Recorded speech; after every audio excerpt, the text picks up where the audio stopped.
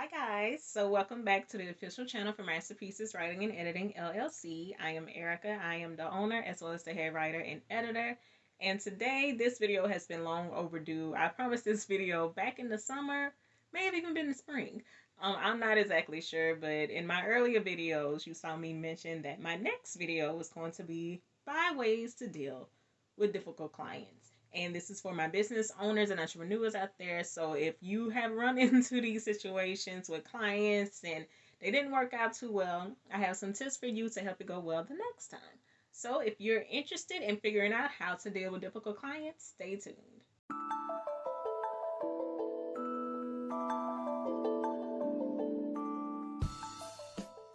If you are a business owner or an entrepreneur, you know that not everyone is going to be a great client. And while we would love to think that we are meant to help all the people who come our way, sometimes we're not. And that's okay. But in the event that you do think that, okay, this is a good choice, but it doesn't work out that way, don't sweat it. I have 5 ways to help you deal with difficult clients. Tip number one, do not take it personal. And this was one that took me a very, very, very long time to be okay with because, of course, it's your business. For a lot of people, it's your baby, it's what you do. So, of course, you're going to care. And because you want to service people, you want to be able to provide a product or a service, you feel as if you're doing yourself a disservice when you're not able to. But sometimes, even though, yes, I do take all types of criticism and I see it as constructive so that I can do better the next time, however, it's not always you. Sometimes it's them, not you.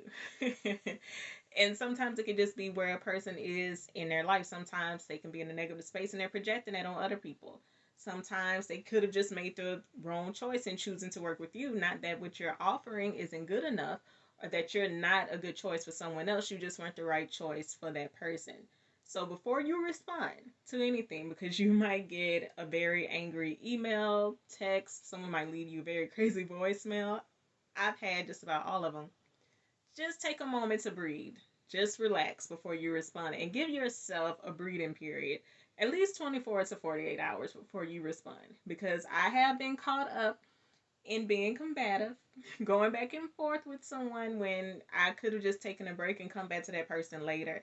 And sometimes you allow that negative energy to invade your space, and then you're being negative, and then that trickles down to everything else you do, and it is not a good look. And even though I know we all want to prove a point that, okay, it's not me, it has to be you, but we don't always have to do that. So, a good way to maintain that professional space and to make sure that you're addressing the situation without your personal feelings involved, you have to not take it personally. Number two, this is very important. Make sure you communicate. Make sure you have a very clear understanding of what is going on. And I saw a post on Instagram not too long ago. Some people are out just to be difficult. In any type of way that they will be able to get money out of you, even after they've already paid you, people will try to do that. So make sure that you cover everything, all the bases that need to be covered. Make sure that you cover it in your contract. Make sure that your written information is stating everything that needs to be said. Make sure that whenever you communicate verbally, you are saying everything that needs to be said, and you're also taking notes of that conversation so that you can have an extra backup to support it, because sometimes it's he say she say, but if you have notes to support it, that's extra confirmation. So just make sure that you are communicating everything and making sure that the client is communicating what the real issue is, because sometimes they are just looking for a loophole, but you won't be able to discover that that's the case until you actually get them to fully state what the issue is. And sometimes it might be that there was a misunderstanding. That happens sometimes.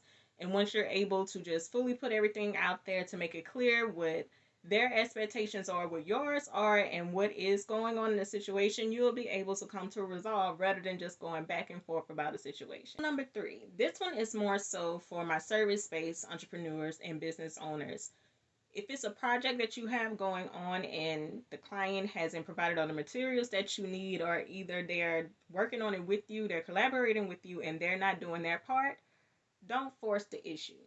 Like I said in number two, make sure that you communicate to be like, hey, still haven't gotten this from you, or okay, so our original deadline was so and so for this particular project. Are you still going to be able to meet it? If not, let me know what's going on. So make sure that you're able to communicate if things start to shift or change, But if you just go weeks without hearing from a person, if you've called, if you've texted, if you've emailed, still no communication whatsoever, do not force the issue, and make sure that in your contract that you have a clause that takes care of this area whenever it does occur, so that it can be understood what goes on with the project, what goes on with any payments that are left over, even those that have already been paid, in the case that your client just goes ghost on you.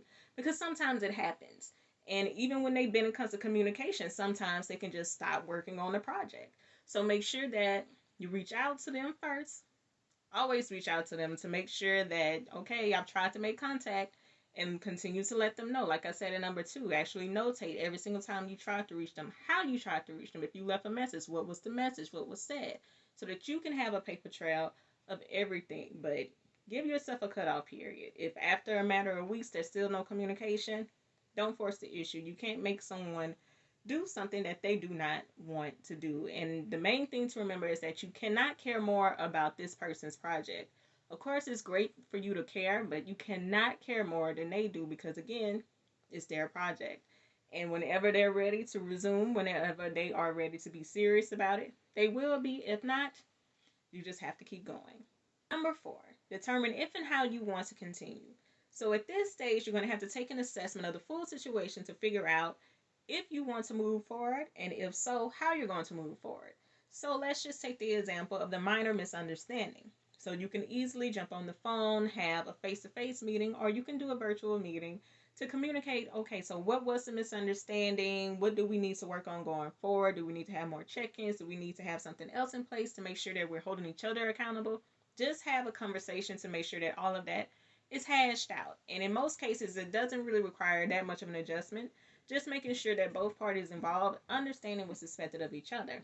However, if you have a more difficult situation to deal with, where it seems as if someone is in breach of contract and they're not fulfilling their end of the deal, or either they are just being very disrespectful to you, they are not being understanding of your time, you have to really sit down and think about whether or not this is worth fixing or continuing. And if you do decide to sever ties, make sure that prior to doing so, before even taking on any clients, make sure that you have a clause in your contract to make sure that all of this is clearly communicated beforehand. That way you can just put it into place in the event that it needs to be put into effect.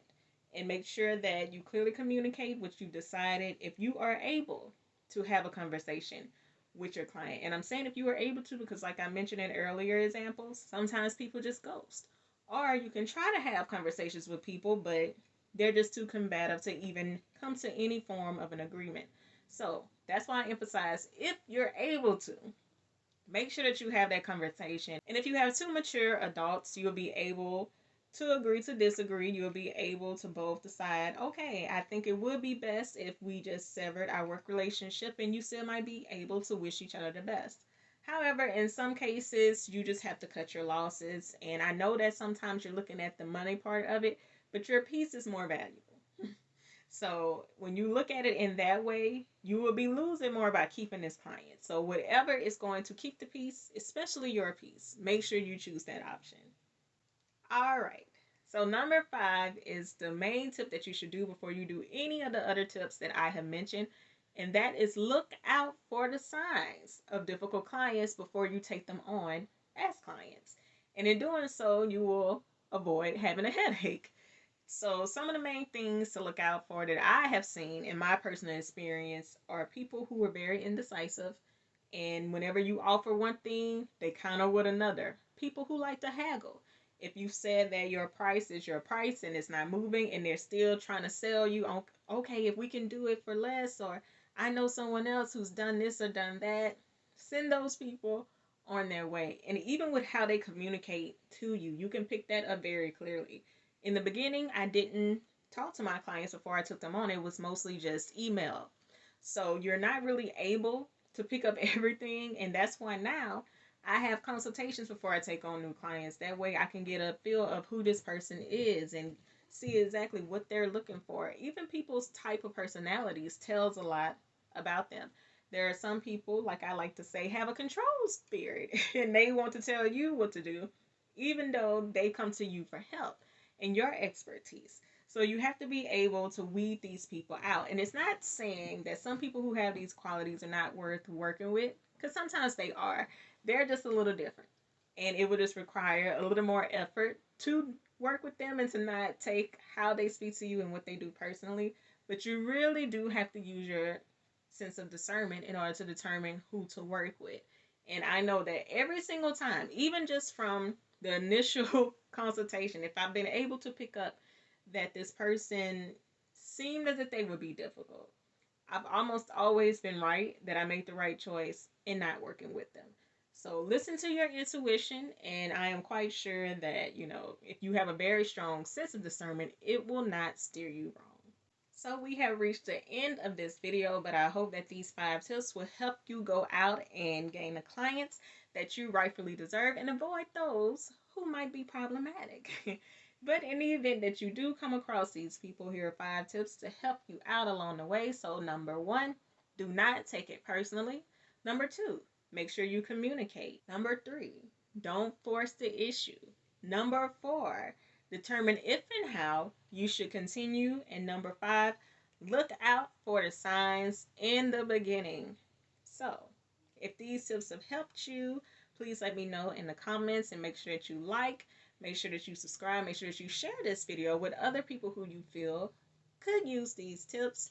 And please be on the lookout for more content. And I do have some viewer requested videos that will be coming up soon. How to create an LLC, as well as the type of business copy that business owners and entrepreneurs need. And I'm also going to continue with my writing series, so be on the lookout for all of those great things. And I hope that you guys stay tuned for all that I have to come, and I will see you in the next video. Bye.